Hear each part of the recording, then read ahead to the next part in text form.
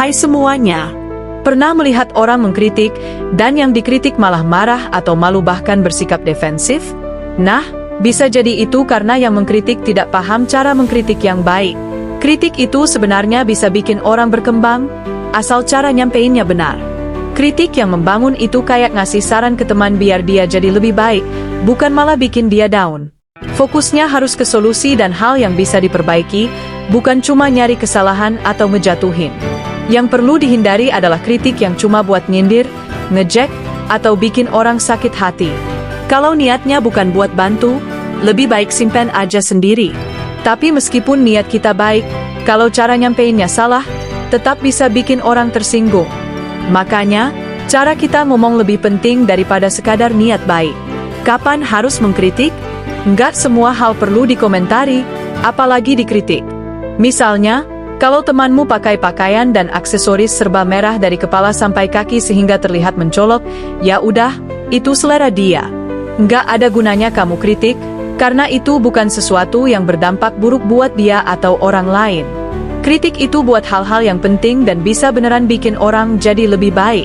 Tapi kalau ada sesuatu yang benar-benar perlu dikoreksi, misalnya di hidung temanmu ada upil yang menonjol keluar, jangan langsung ketawa dan kasih tahu di depan orang banyak. Itu bukan kritik membangun, tapi malah mempermalukan dia. Lebih baik bisikkan pelan atau kasih kode secara pribadi supaya dia bisa bersihin tanpa malu. Tempat dan waktu yang tepat. Kritik itu nggak bisa asal ceplas-ceplos. Jangan pernah mengkritik orang di depan umum, karena itu bikin mereka malu dan jadi defensif. Kalau mau kasih masukan, ajak bicara secara pribadi. Terus, tanya dulu ke diri sendiri, emang gue pantas kasih kritik ini? Kalau enggak, lebih baik kasih tahu orang yang lebih pantas buat menyampaikan. Gimana cara kritik yang enggak bikin orang kesal? Mulai dengan hal positif, misalnya apresiasi atau pujian yang tulus. Pakai nada suara yang netral, jangan kayak lagi marah atau menghakimi. Hindari kata-kata negatif atau menyerang, misalnya, tolol banget, gitu aja nggak bisa. Kok gitu sih? Jelek banget, kamu salah, atau, ini ide bodoh. Kebayangkan, gimana perasaan orang yang menerima kritik seperti itu. Fokus ke solusi, bukan cuma nunjukin kesalahan. Kalau cuma nunjukin kesalahan tanpa solusi, itu bukan kritik, tapi lebih ke mencela atau mencaci.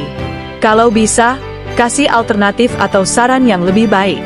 Kritik itu harusnya bikin orang semangat memperbaiki diri, bukan bikin mereka minder atau marah. Misalkan, maaf kok ini seperti ini? Kayaknya kurang pas deh.